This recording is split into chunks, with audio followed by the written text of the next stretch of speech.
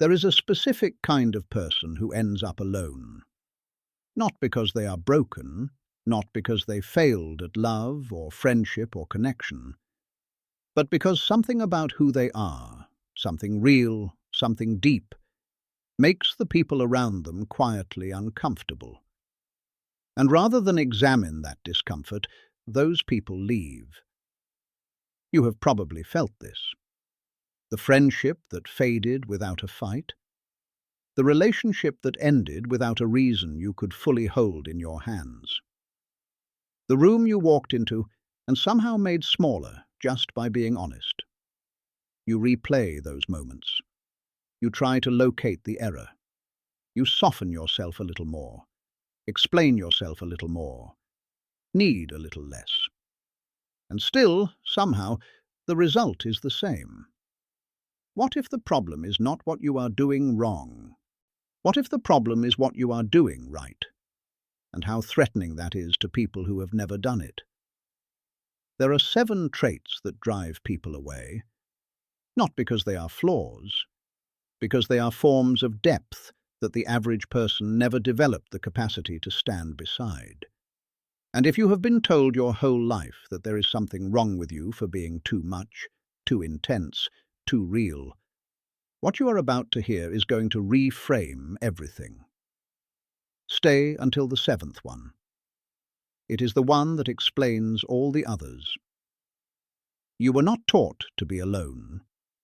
You were taught to be liked. From the moment you were old enough to understand social approval, every system around you, family, school, every friendship group you ever moved through, was calibrated to reward one thing: fitting in. Being easy. Being the version of yourself that creates the least friction for the most people. And you tried. You adjusted. You learned to read rooms, to soften edges, to hold back the parts of you that made others fidget in their seats. But something in you refused to fully disappear. And the people who wanted the simpler version, the one who agreed, deflected, stayed surface level and comfortable, they drifted. And every time they did, the message you received was the same. You are too much. You are the problem. The depth is the disease. Carl Jung called this the shadow, the parts of ourselves we are pressured to suppress because they make the world around us uncomfortable. But here is what Jung also said. What you suppress does not disappear, it grows. And the people who cannot tolerate what grew in you are not rejecting a flaw. They are rejecting an invitation to go somewhere they are not brave enough to go. So no, you are not too much. You are simply too real for people who decided a long time ago to stay comfortable. And that has a cost. The cost is a specific, particular kind of loneliness. Not the loneliness of someone nobody wants, but the loneliness of someone that most people cannot keep up with. Here are the 7 traits that explain why. The first, you do not perform emotion, you feel it. Most people have developed an elaborate system for managing how much of their inner life is visible at any given time. They modulate. They translate raw feeling into something socially acceptable, something digestible, something that does not ask anything of the person receiving it. It is not dishonesty exactly. It is survival. It is what happens when you learn early that being too real makes people step back. But you never fully learned that translation. Or you learned it and refused it. Because something in you knew that the performance was a kind of death. Slow, quiet, dressed up as maturity. So when you feel something, you feel it. Not loudly, not dramatically, but genuinely. And genuine emotion, the kind that has not been filtered through the machine of social acceptability, disturbs people. Not because it is wrong, because it is a mirror. It shows them everything they have been suppressing. Jung said everything that irritates us about others can lead us to a better understanding of ourselves. The people who call you too sensitive, too intense, too emotional, they are not seeing a weakness. They are seeing a freedom they gave up a long time ago and never forgave themselves for surrendering. If this is landing somewhere specific in you right now, if you recognize the exact exhaustion of being called too much for simply being real, click the like button. Because this is one of the most misunderstood experiences a human being can carry, and it deserves to be seen clearly. The second, you see what people are actually doing, not just what they say they are doing. Most people move through their days in a kind of comfortable trance. They take words at face value. They accept the performance because accepting it is easier than naming what lies beneath it. But you cannot do that. You notice the micro-shift in someone's energy when they are threatened. You hear the insecurity trembling beneath the confident claim. You recognize the manipulation before the person deploying it has even finished their opening sentence. And you say nothing. You simply watch. This is what makes people deeply uneasy around you. Not because you expose them out loud, but because they can feel that you see them. They can feel that the mask is not working. And a person whose mask stops working does not think, "I should drop the mask." They think, "I need to get away from whoever is seeing through it." Jung understood this. The persona, he called it. The mask we construct to be accepted, to be loved, to move through the world without our actual self being visible. Most social interaction is just two masks negotiating. When you refuse to wear yours consistently, when you look at someone with eyes that are not buying the performance, that you are committing what feels to them like a social crime. You are not playing the game everyone agreed to play, and they will not tell you that is why they pulled away.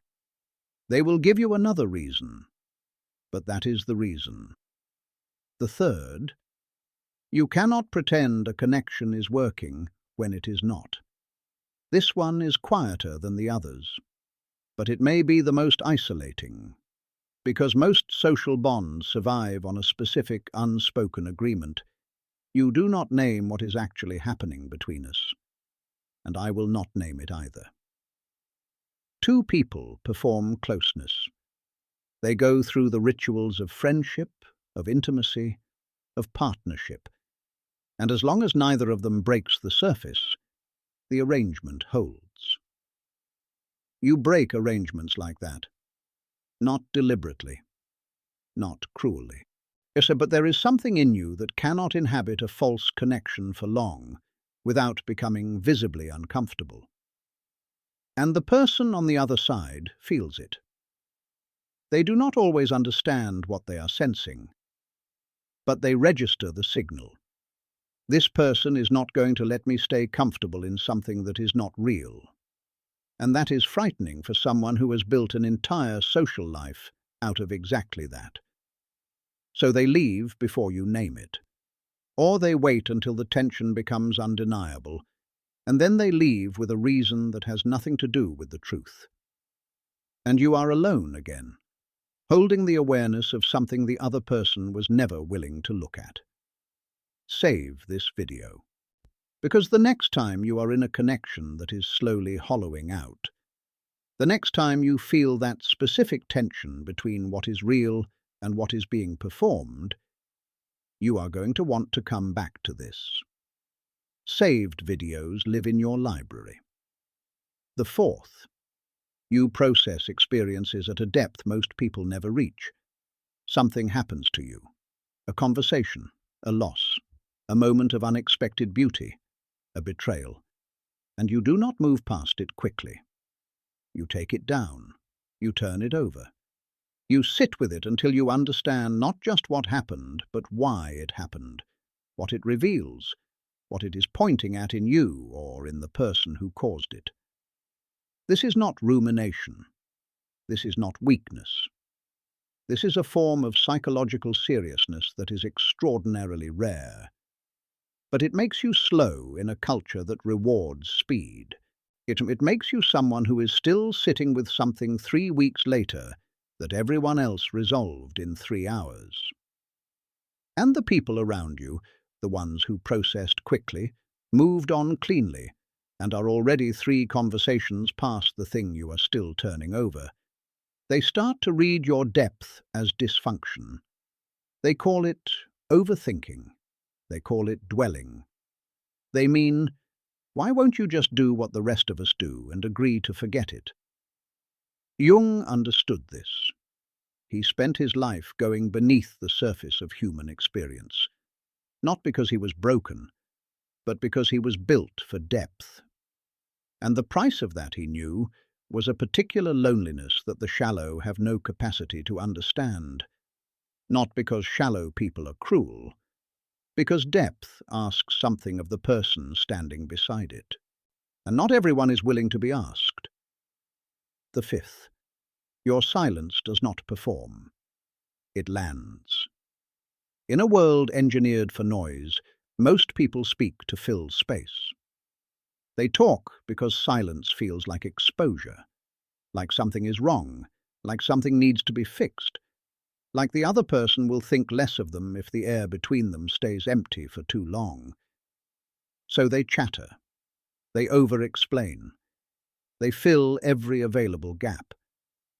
But when you go quiet, not out of passivity, not out of punishment, but out of a genuine decision to stop participating in something that is not worth your energy, something shifts. The person across from you gets restless. They start talking faster. They start justifying things nobody asked them to justify. They reveal things they did not intend to reveal. Your silence is not absence. It is pressure. And people who rely on your reaction to feel in control of an interaction will come apart inside it. This is not a game you are playing. You are simply not generating the constant signal that tells everyone around you where they stand. And in the absence of that signal, the ones who depended on it do not know what to do with themselves. They push for a reaction. They try to provoke something. And when nothing comes, when you simply wait 5 seconds longer than is comfortable, they make mistakes. They show their hand. They expose the mechanism of the manipulation they were not even fully conscious of running. Jung said that the discipline of silence is one of the most advanced forms of psychological mastery. Not because it controls others, but because it returns you to yourself. And that return, that act of choosing your own interior over someone else's noise, is the thing certain people will never forgive you for. The sixth, you do not need approval to know what is true. This is the one that unsettles people most deeply. Because most social systems, friendships, relationships, workplaces, families, run on a quiet mutual agreement. You validate my version of reality, I validate yours, and together we maintain a shared story that neither of us has to examine too closely. It is the glue. It is what holds the structure together. But you have an interior reference point that does not dissolve when someone pushes back on it. You can hold what you know to be true, even when someone looks at you with absolute certainty that you are wrong.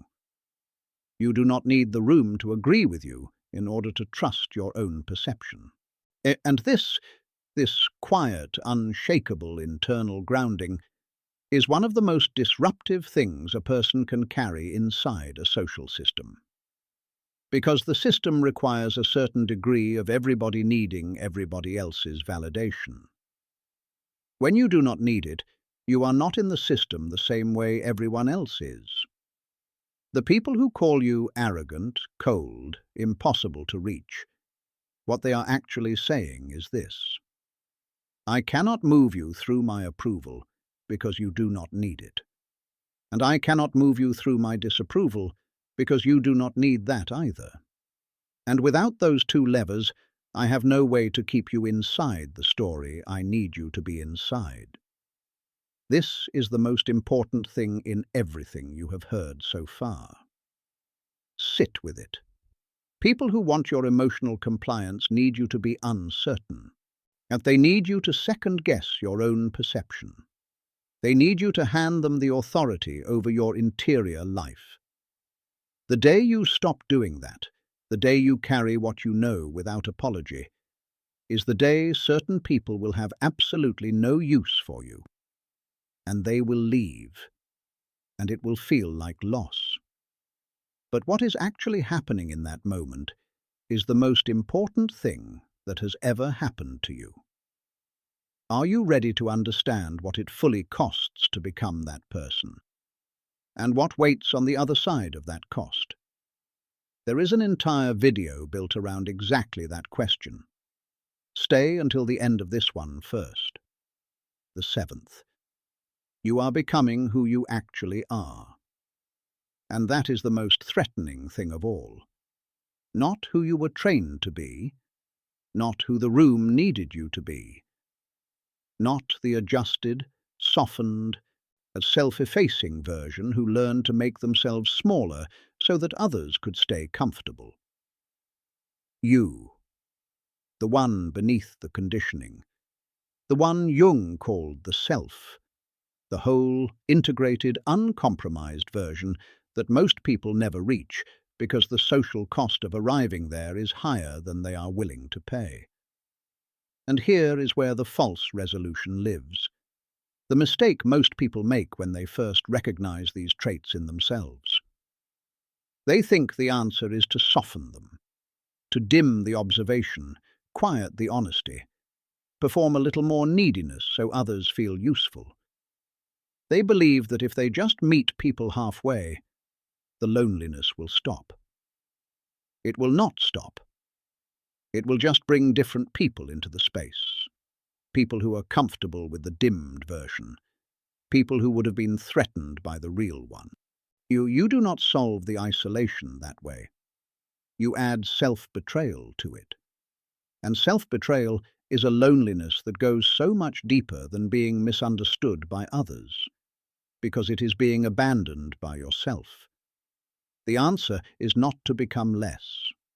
The answer is to become more fully what you already are, and to wait for the people who can stand beside that without flinching. They exist. But you will never find them while you are still performing for the ones who asked you to disappear. Here is what nobody tells you about this process. The further along you go, the more whole you become, the more clearly you live from your actual center, the more threatening you are to the people who never started that journey. Not because you say anything, not because you do anything, simply because you are a living demonstration that it is possible, that a person can stop performing, that you can be misunderstood, unsupported, even alone, and not collapse. And that terrifies someone who decided long ago that the only way to survive was to stay within the version of themselves the group approved. You were never alone. You were simply waiting for yourself to arrive. The loneliness you have been carrying, and if you are still here, you know exactly which loneliness this is. It is not the sign of something wrong with you. It is the cost of something irreversibly right. The people who could not stay beside you are not bad people. They are people who made a different choice. They chose comfort over depth, approval over truth, the performance of connection over the terrifying reality of it. And you cannot make that choice for them. You cannot want their depth on their behalf. What this asks of you is simpler and harder than anything else. Stay with yourself. Even when the silence is loud and the room is empty, and the version of you that used to explain and apologize and make it easier for everyone is telling you to go back. Do not go back. Jung said the privilege of a lifetime is to become who you truly are.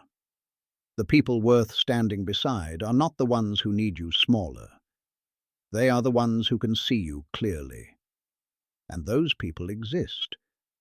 But you will only find them on the other side of having stopped pretending for the ones who never looked. If you are building this kind of interior life, if you are in the process of reclaiming your energy and learning to protect it, the kind of content that actually goes beneath the surface of that process lives on this channel.